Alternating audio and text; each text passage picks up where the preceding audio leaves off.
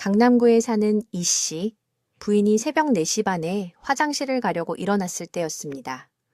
왼손이 조금 저린 느낌이 들었습니다. 별일 아니라고 생각했습니다. 그냥 잘못 자서 그런 거라고 여겼습니다.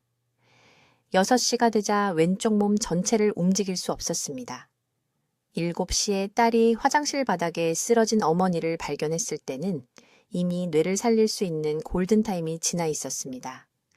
목숨은 건졌지만 다시는 혼자 걸을 수 없게 되었습니다. 저는 김지혜 의사입니다. 15년 동안 서울 전역의 응급실에서 일하면서 이와 똑같은 상황을 217번 목격했습니다. 저림을 그저 사소한 불편함으로 여긴 217명의 사람들이었습니다. 기다린 사람들, 저절로 나아질 거라고 스스로를 설득한 사람들이었습니다. 지금 듣고 계신 모든 분들께 당장 해보셔야 할 것이 있습니다. 양팔을 앞으로 쭉 뻗어보십시오. 10초 동안 그대로 유지하십시오. 한쪽 팔이 아래로 처집니까? 이제 최대한 환하게 웃어보십시오. 입 양쪽 끝을 만져보십시오. 양쪽이 대칭입니까? 마지막으로 양손의 새끼손가락 끝을 엄지손톱으로 꼬집어 보십시오. 양쪽에서 똑같이 느껴집니까? 이 중 하나라도 아니라고 답하셨다면 지금 하시던 일을 멈추고 오늘 당장 검사를 받으셔야 합니다. 내일이 아닙니다. 오늘입니다. 하지만 응급의학과 의사로서 제가 가장 두려워하는 것은 이것입니다. 제가 응급실에서 보는 저림 환자의 83%는 극적이지 않습니다. 사이렌을 울리며 구급차로 오지 않습니다. 처음 증상이 나타난 지 며칠 또는 몇 주가 지난 후에 아무렇지 않게 걸어 들어와서 똑같은 말을 합니다. 그냥 좀 있으면 괜찮아질 줄 알았어요. 한 가지를 분명히 말씀드리겠습니다. 여러분의 몸은 재미로 경고 신호를 보내지 않습니다. 저림은 스트레스나 화면을 너무 오래 봐서 생기는 두통과는 다릅니다. 저림은 한 가지만을 의미합니다. 신경이 죽어가고 있다고 비명을 지르는 것입니다. 혈액 부족이든 압박이든 독성 손상이든 질병이든 말입니다. 이 비명을 무시하는 매 순간마다 더 많은 신경세포가 죽습니다. 그리고 신체의 다른 세포와 달리 신경세포는 쉽게 재생되지 않습니다. 앞으로 20분 동안 제가 응급실에서 신입 의사들에게 가르치는 정확한 60초 평가 프로토콜을 공유하겠습니다. 이것은 환자를 즉시 CT 스캐너로 보낼지 아니면 지침과 함께 집으로 보낼지 결정하는 바로 그 방법입니다. 이 오디오북이 끝날 때쯤이면 여러분도 알게 되실 것입니다. 하지만 더 중요한 것은 대부분의 의사들이 절대 말해주지 않는 것을 밝히려고 합니다. 솔직히 말해서 대부분의 의사들은 제가 본 패턴을 본 적이 없기 때문입니다. 6,000건이 넘는 저림과 따끔거림 사례를 치료한 후 저는 만성저림 환자의 71%가 뇌졸중이나 종양 같은 극적인 원인과는 아무 관련이 없다는 것을 발견했습니다. 완전히 되돌릴 수 있는 3가지 특정 생활습관 요인에서 비롯됩니다. 여러분이 지금 당장 오늘 하고 계실 가능성이 높은 서서히 신경을 조르고 있는 3가지 요인입니다. 이 각각을 정확히 어떻게 되돌릴 수 있는지 보여드리겠습니다. 여러분 중 일부는 이렇게 생각하실 겁니다. 저는 72살입니다. 저는 68살입니다. 이건 그냥 나이 들면서 생기는 거예요. 서대문구의 박 씨에 대해 말씀드리겠습니다. 그분은 76살에 2년 동안 진행된 양발 저림으로 제 응급실에 오셨습니다. 나이 탓이라고 받아들이셨습니다. 자녀들도 받아들였습니다. 주치의도 받아들였습니다. 하지만 저는 받아들이지 않았습니다. 특정 검사를 실시한 후 신경퇴행을 일으키는 심각한 비타민 B1D 결핍을 발견했습니다. 적절한 치료와 제가 오늘 여러분과 공유할 식단 변화를 한 지 넉 달 만에 발의 감각을 90% 회복하셨습니다. 나이 때문이 아니었습니다. 절대 그냥 나이 때문이 아닙니다. 항상 이유가 있습니다. 항상 원인이 있습니다. 그리고 원인이 있는 곳에는 해결책이 있습니다. 하지만 해결책으로 가기 전에 중요한 것을 이해하셔야 합니다. 저림에는 2가지 유형이 있습니다. 시간 여유를 주는 종류와 그렇지 않은 종류입니다. 집에서 관리할 수 있는 종류와 6시간만 기다려도 목숨을 잃을 수 있는 종류입니다. 다음 섹션에서 1분도 안 되는 시간에 차이를 구별하는 방법을 가르쳐 드리겠습니다. 제 말을 아주 주의 깊게 들어주십시오. 오늘 새벽 3시에 68세 여성이 화장실을 가려고 일어났습니다. 왼손이 약간 저렸습니다. 그냥 조금 따끔거렸습니다. 2번 흔들어 보고는 아무것도 아니라고 생각하고 다시 잠들었습니다. 아침 6시에 딸이 침실 바닥에 쓰러진 어머니를 발견했습니다. 얼굴 절반이 굳어 있었습니다. 말을 할 수 없었습니다. 오른쪽을 움직일 수 없었습니다. 골든타임이 지나갔습니다. 그 저림은 몸이 도움을 요청하며 비명을 지르는 것이었는데 무시했던 것입니다. 저는 김지혜 의사입니다. 15년 동안 서울 전역의 응급실에서 일하며 저림을 호소하며 오는 수천 명의 환자를 치료했습니다. 여러분의 생명을 구할 수 있는 것을 이해하셔야 합니다. 저림은 결코 그냥 저림이 아닙니다.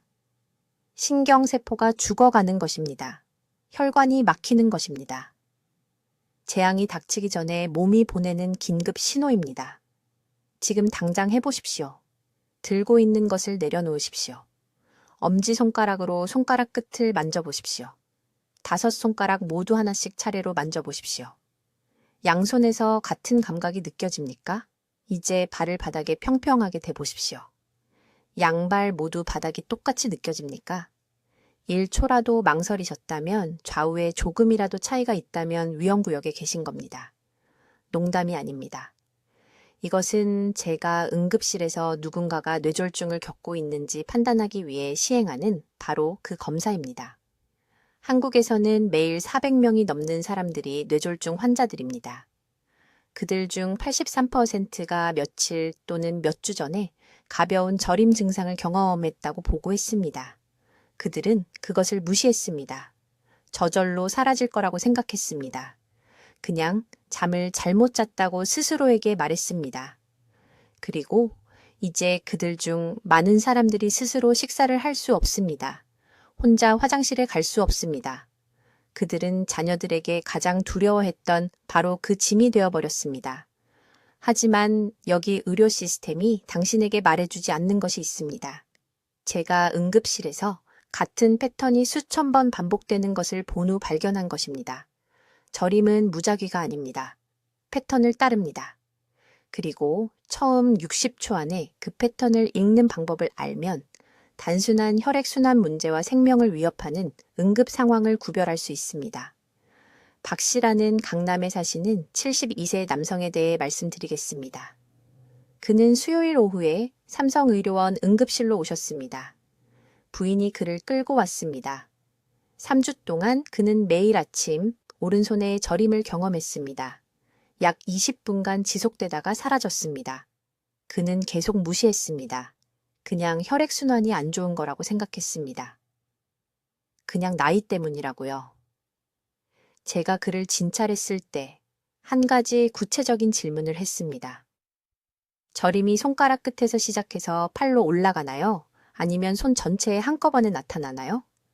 그는 잠시 멈췄습니다. 손가락 끝에서 시작해서 위로 기어 올라갔다고 말했습니다. 마치 찬물이 퍼지는 것처럼요. 그 한 가지 세부사항이 모든 것을 말해주었습니다. 즉시 CT 촬영을 지시했습니다.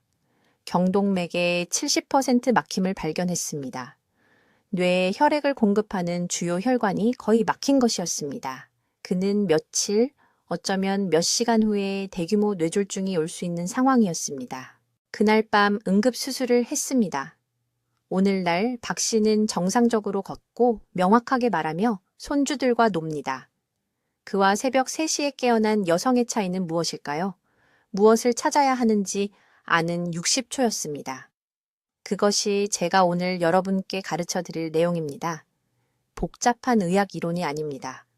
비싼 치료도 아닙니다. 제가 응급실에서 생명을 구하기 위해 사용하는 정확한 방법입니다. 저에게 60초가 걸리는 것과 똑같은 평가가 여러분에게도 60초가 걸릴 것입니다. 그리고 그것은 지금 당장 구급차를 불러야 하는지 아니면 집에서 혈류를 즉시 회복시키는 특정 동작과 자세로 관리할 수 있는지 알려줄 것입니다. 이제 주의 깊게 들어주십시오. 5가지 유형의 저림에 대해 말씀드려야 합니다. 모든 저림이 같은 것은 아니기 때문입니다. 당신의 생명은 앞으로 몇 분 안에 이 차이를 이해하는 데 달려 있습니다. 환자들이 서울의료원 응급실로 급히 올 때 제가 처음 묻는 질문은 얼마나 저린지에 대한 것이 아닙니다. 저림이 정확히 어디에 있고 어떻게 시작되었는지 묻습니다. 왜냐하면 15년간 신경학적 응급 상황을 치료하면서 저림의 위치와 패턴이 5분이 있는지 5일이 있는지에 대해 제가 알아야 할 모든 것을 말해준다는 것을 보았기 때문입니다. 첫 번째 유형은 제가 편측 저림이라고 부르는 것입니다.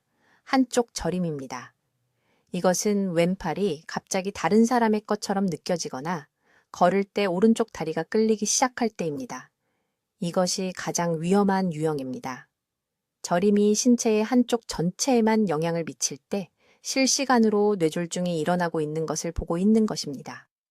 제가 말하는 지금 이 순간에도 뇌에 혈관이 막히고 있습니다.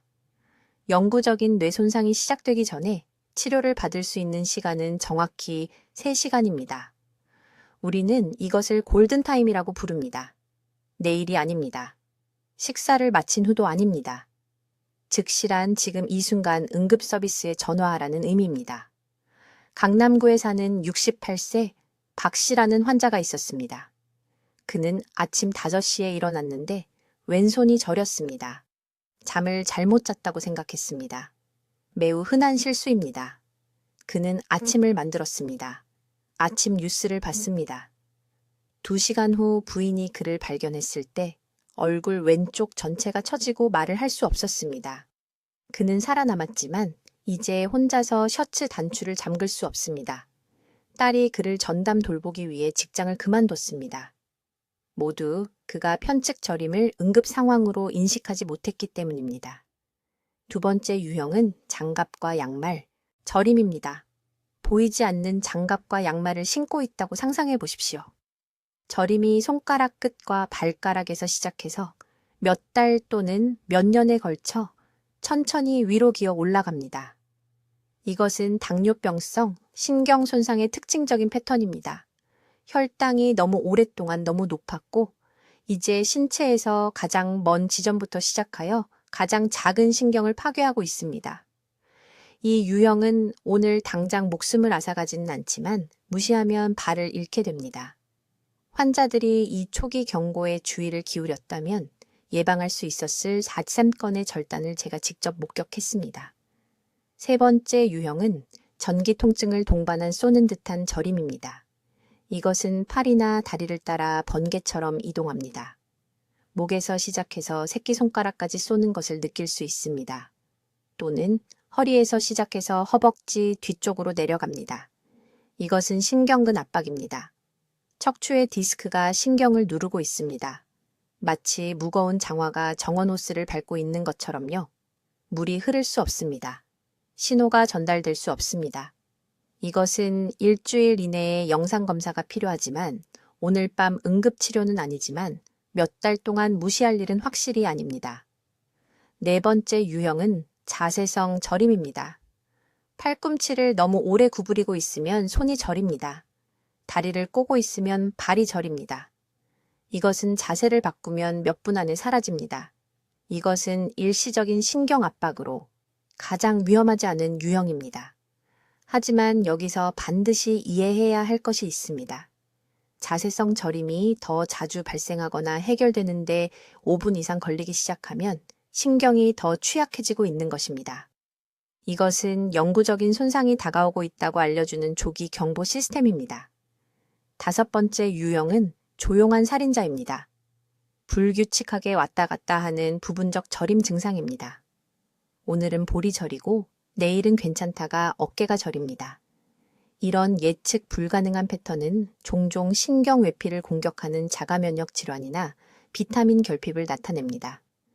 부산에 사시는 55세 이 여사님이 계셨는데 부분적 저림 증상을 8개월 동안 무시하셨습니다. 제게 오셨을 때는 비타민 B12가 너무 고갈되어 거의 걷지 못하셨습니다. 3개월간 주사를 맞고 회복하셨지만 잃어버린 신경 기능은 완전히 회복되지 않았습니다. 지금 당장 손을 만져보세요.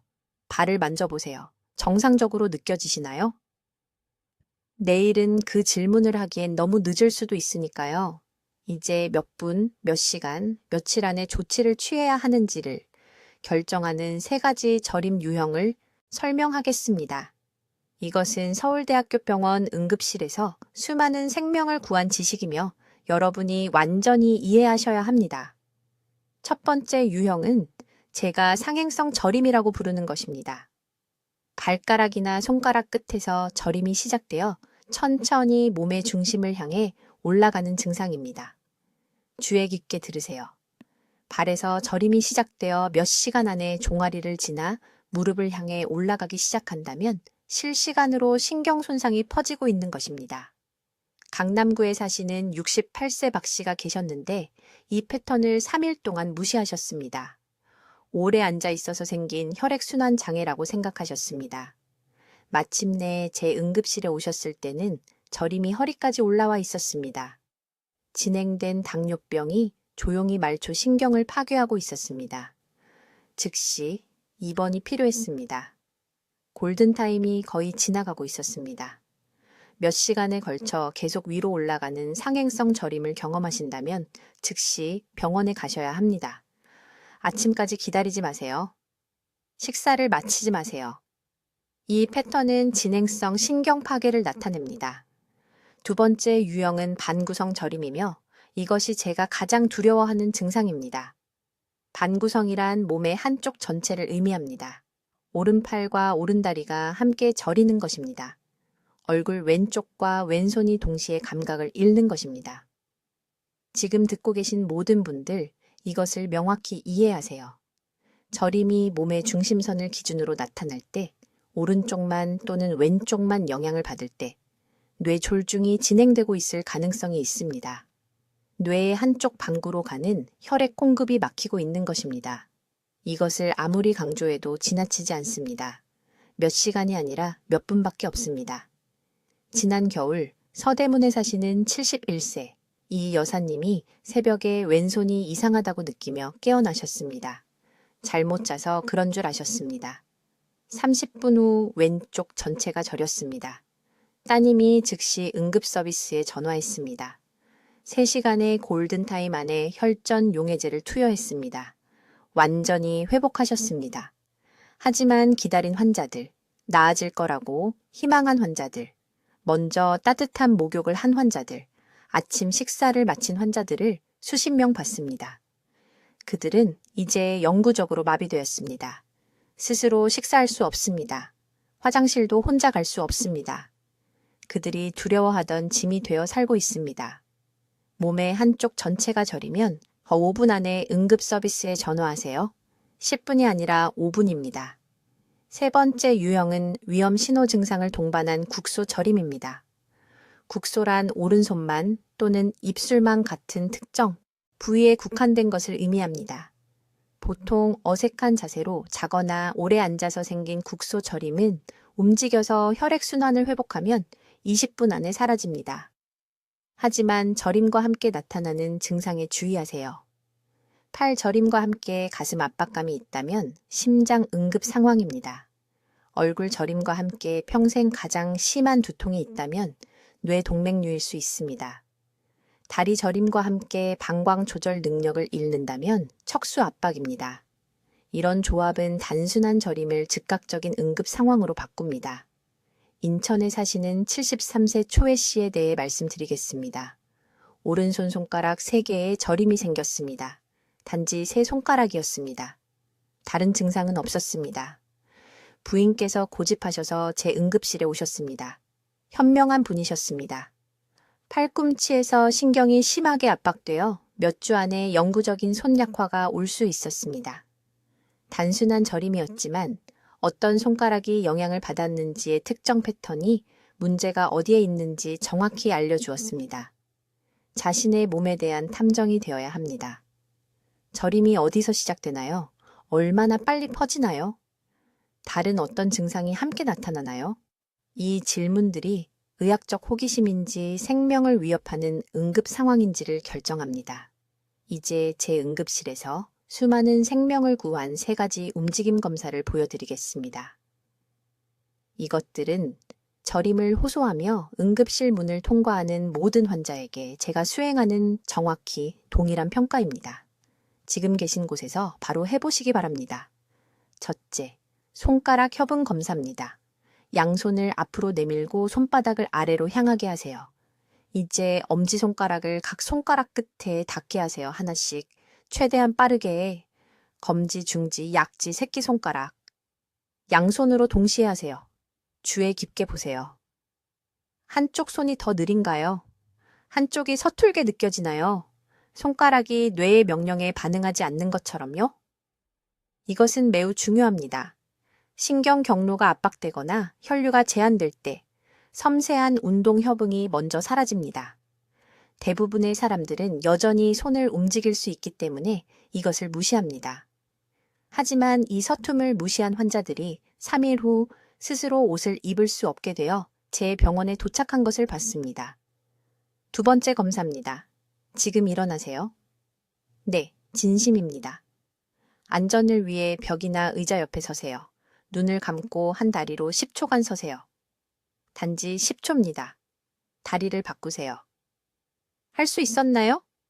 한쪽에서 훨씬 더 흔들렸나요? 발의 저림은 단지 성가신 것이 아닙니다. 고유 수용 감각을 파괴합니다. 이것은 몸이 알 수 있는 능력입니다. 공간 속 어디에 있는지 알 수 없게 됩니다. 저는 강남에 사시는 74세 환자분을 치료했는데 그분은 왼쪽 발을 제대로 느낄 수 없어서 아파트 계단에서 넘어지셨습니다. 고관절이 골절되었습니다. 6개월간 재활치료를 받으셔야 했습니다. 모두 2주 전에 시작된 저림 증상을 무시하셨기 때문입니다. 3번째이자 가장 중요한 검사입니다. 악력 비교 검사입니다. 물병이나 말아 올린 수건 같은 원통형 물건을 찾으세요. 오른손으로 최대한 세게 쥐어보세요. 그 느낌을 기억하세요. 이제 왼손으로도 똑같이 해보세요. 차이가 있나요? 아주 작은 차이라도 엄청나게 중요합니다. 저림 증상과 함께 나타나는 불균등한 악력은 뇌졸중 평가에서 우리가 찾는 위험 신호 중 하나입니다. 이것은 뇌의 운동 피질이 충분한 혈액 공급을 받지 못하고 있다는 뜻입니다. 인천에 사시는 68세 택시기사 박 씨 이야기를 들려드리겠습니다. 그분은 새벽 2시에 제 응급실에 오셨습니다. 야간 운전 중 6시간 동안 오른손에 저림 증상을 경험하고 계셨습니다. 손을 계속 흔들면서 감각이 돌아올 거라고 생각하셨습니다. 제가 이 3가지 검사를 시켰을 때 오른쪽에서 모두 실패하셨습니다. 손가락 협응 동작이 3초나 지연되었습니다. 오른쪽 다리로는 2초도 서 있을 수 없었습니다. 악력은 왼손의 절반도 안 되었습니다. 우리는 즉시 영상검사를 했습니다. 좌측 중대뇌동맥에 혈전이 형성되고 있었습니다. 우리는 골든타임 안에 발견했습니다. 혈전 용해제를 투여했습니다. 그분은 5일 후 완전히 회복되어 퇴원하셨습니다. 하지만 저를 두렵게 하는 것이 있습니다. 박 씨는 병원에 거의 오지 않을 뻔했다고 하셨습니다. 그냥 팔을 잘못 빼고 잤다고 생각하셨답니다. 근무를 마치고 집에 가서 자려고 하셨습니다. 만약 아침까지 기다렸다면 그 혈전은 완전히 막혔을 겁니다.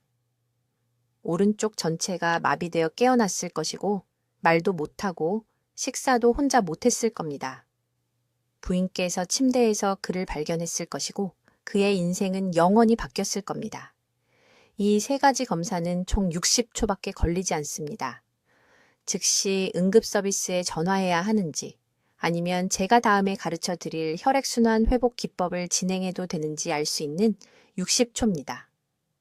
추측하지 마세요. 저절로 사라지길 바라지 마세요. 우리가 응급실에서 하는 것처럼 체계적으로 몸을 검사하세요. 이제 저림 증상을 보는 방식을 영원히 바꿀 이야기를 해드리겠습니다. 이것을 깊이 이해하셔야 합니다. 저림이 나타나는 위치가 모든 것을 말해줍니다. 어디서 저릿저릿함을 느끼는지, 어디서 감각을 잃는지, 그것은 몸이 문제가 있는 곳으로 직접 지도를 그려주는 것과 같습니다. 한국 응급실에서 수천 건의 사례를 치료한 후 저는 확신을 가지고 말씀드릴 수 있습니다. 대부분의 사람들은 몸이 소리치는 것을 완전히 오해하고 있습니다.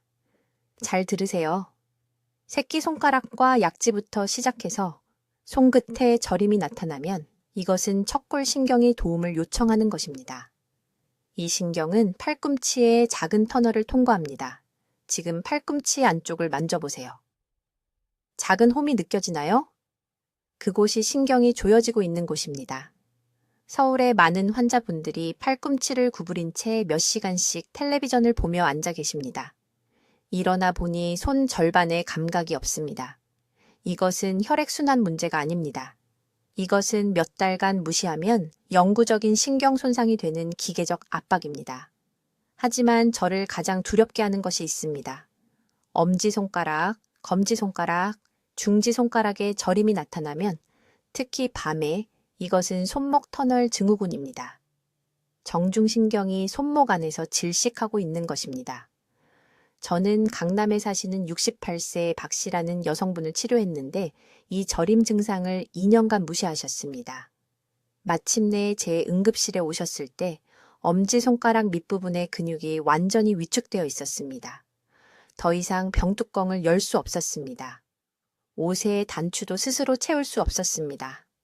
손상은 되돌릴 수 없었습니다. 2년간 간단한 경고 신호를 무시한 대가로 손의 독립성을 잃으셨습니다. 이제 다음 위치에 주의를 기울이세요.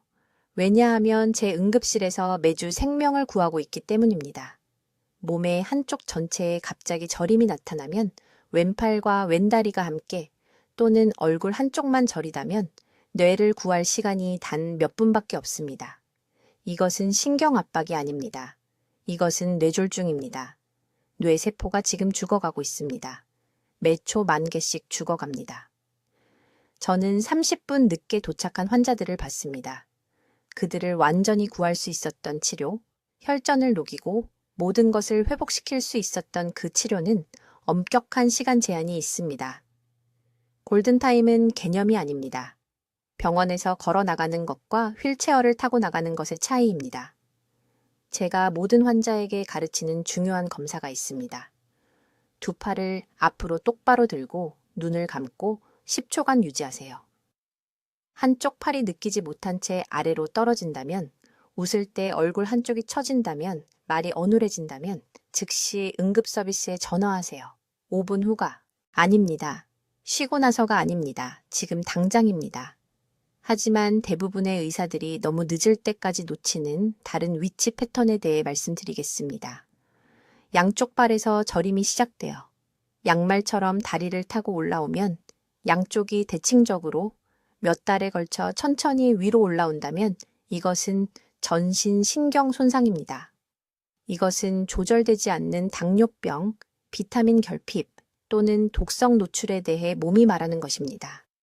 부산에 사시는 71세 최 씨라는 남성분이 있었는데 양쪽 발에 타는 듯한 저림을 6개월간 느끼셨습니다. 나이 때문에 혈액순환이 안 좋은 거라고 생각하셨습니다. 혈당을 검사했을 때 파국적으로 높았습니다. 당뇨병이 온몸의 신경섬유를 조용히 파괴하고 있었습니다. 절대 낫지 않는 당뇨발 궤양이 생기기 2달 전이었습니다. 절단으로 이어질 수 있습니다. 패턴이 중요합니다. 위치가 전부입니다. 양손이나 양발의 대칭적인 저림은 한쪽만 저린 것과 완전히 다릅니다. 발가락에서 위로 올라오는 저림과 목에서 아래로 내려오는 저림, 이것들은 정반대의 문제이며 정반대의 해결책이 필요합니다. 여러분의 몸은 애매하게 신호를 보내는 것이 아닙니다. 극도로 구체적인 신호를 보내고 있는 겁니다. 여러분이 올바르게 듣는 법을 배워야 합니다. 이제 이런 중요한 순간에 여러분의 생명을 구할 수 있는 것에 대해 말씀드리겠습니다. 이것은 응급실 문을 통해 들어오는 제 환자의 90%에서 신경 건강을 파괴하는 생활습관 요인입니다. 그리고 그들 대부분은 자신이 매일 스스로에게 이런 짓을 하고 있다는 것을 전혀 모르고 있습니다. 침묵의 신경살인자는 과도한 앉아있기와 결합된 만성 탈수입니다. 주의 깊게 들으세요. 이 조합은 여러분이 상상할 수 있는 것보다 훨씬 더 위험하기 때문입니다. 적절한 수분 섭취 없이 몇 시간 동안 앉아 있으면 혈액이 진흙처럼 끈적해집니다. 이 진흙 같은 혈액은 말초 신경에 산소를 전달할 수 없습니다. 신경이 도움을 요청하며 비명을 지르기 시작하는데 그 비명이 바로 손발에 느껴지는 저림입니다. 강남에 사는 68세 박 씨라는 환자가 있었습니다. 2달 동안 3번이나 심한 저림 증상으로 응급실에 오셨습니다. 모든 검사 결과는 정상이었습니다. 뇌 스캔, 정상, 척추 정상, 혈당 완벽하게 정상. 저는 그분과 앉아서 일상생활에 대해 물어봤습니다. 아침에 일어나서 커피를 마시고 책상에 앉아서 아들의 사업 재무를 6시간 연속으로 관리하고 점심을 먹고 다시 4시간 동안 앉아 있었습니다. 물은 마시지 않고 커피와 차 1잔 정도만 마셨습니다. 하루에 물을 3컵도 안 마시고 계셨습니다. 저는 그분께 직접적으로 진실을 말씀드렸습니다. 선생님의 신경이 질식하고 있습니다. 스스로 신경을 목 졸라 죽이고 계신 겁니다. 그분은 충격을 받으신 것 같았지만 저는 몸 안에서 정확히 무슨 일이 일어나는지 설명했습니다. 앉아 있으면 다리와 허리의 혈관이 압박을 받습니다. 혈류가 극적으로 느려집니다. 여기에 탈수를 더하면 어떻게 될까요? 혈액량이 감소합니다. 남은 혈액은 농축되고 끈적해집니다. 이 끈적한 혈액은 이미 압박받고 있는 혈관을 통과하기 위해 고군분투합니다. 신경, 특히 심장에서 가장 먼 손가락과 발가락의 신경은 거의 신선한 혈액을 받지 못합니다. 세포 하나하나씩 천천히 죽어가기 시작합니다. 제가 박 씨에게 드린 해결책은 잔인할 정도로 단순했고 일주일 만에 효과가 있었습니다. 첫째, 하루 종일 미지근한 물을 정확히 8컵 마시세요.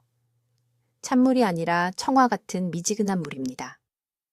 찬물은 시스템에 충격을 줍니다. 미지근한 물은 혈류로 즉시 흡수됩니다. 둘째, 30분 앉아 있을 때마다 정확히 3분 동안 일어나서 걸으세요. 휴대폰에 타이머를 설정하세요. 3분입니다. 창문으로 걸어가든 화장실로 걸어가든 어디든 걸으세요. 이것은 압박 주기를 깨고 압박받은 혈관으로 신선한 혈액을 강제로 보냅니다. 셋째, 이것이 중요한데 매 시간마다 발목 펌프와 손목 돌리기를 하세요. 의자에 앉아서 발목을 위아래로 20번 펌프질 하세요. 손목으로 각 방향으로 20번씩 원을 그리세요. 이 간단한 움직임은 펌프처럼 작용하여 오래된 혈액을 밀어내고 신선한 혈액을 사지로 끌어들입니다. 하지만 만성저림을 예방하는 것에 대해 아무도 말해주지 않는 것이 있습니다. 수면 자세를 즉시 고쳐야 합니다. 팔을 베개 밑에 두고 자거나 다리를 구부린 채로 8시간 동안 자면 지속적인 신경 압박이 생겨 신경 주위의 보호 마이엘린 피복이 손상됩니다. 이 손상은 밤마다 축적되어 영구적인 저림이 생길 때까지 계속됩니다. 등을 대고 팔을 옆구리에 두고 자거나 옆으로 누워서 무릎 사이에 베개를 두어 척추를 정렬하세요. 수면 자세가 앞으로 30년간의 신경 건강을 결정합니다. 박 씨는 이 정확한 방법을 따랐습니다. 7일 만에 저림이 완전히 사라졌습니다. 한 달 만에 5년 만에 느껴본 것보다 더 많은 에너지를 갖게 되었습니다. 서울에 있는 집에서 저에게 전화를 하셔서 딸이 자신이 더 빨리 걷는 것을 알아차렸고 글씨가 더 선명해졌다고 말씀하셨습니다. 물, 움직임, 올바른 수면 자세만으로 모든 것이 해결되었습니다. 이것은 복잡한 의학이 아닙니다. 이것은 현대 생활이 우리에게서 빼앗아간 기본적인 신경 생존법입니다. 여러분의 몸은 움직이고 수분을 유지하도록 설계되어 있습니다. 이 2가지 기본적인 필요를 무시하면 신경이 저림, 따끔거림, 그리고 결국 영구적인 손상의 대가를 치르게 됩니다. 자, 여러분, 중요한 것을 이해하셨으면 합니다. 지금이 영구적인 신경 손상을 예방할 수 있는 골든타임입니다. 저는 여러분께 지식을 드렸습니다. 징후를 보여드렸습니다. 서울의료원 응급실에서 생명을 구한 정확한 방법을 공유했습니다. 하지만 행동 없는 지식은 소화기를 가지고 있으면서 집이 타는 것을 지켜보는 것과 같습니다. 아주 직접적으로 말씀드리겠습니다.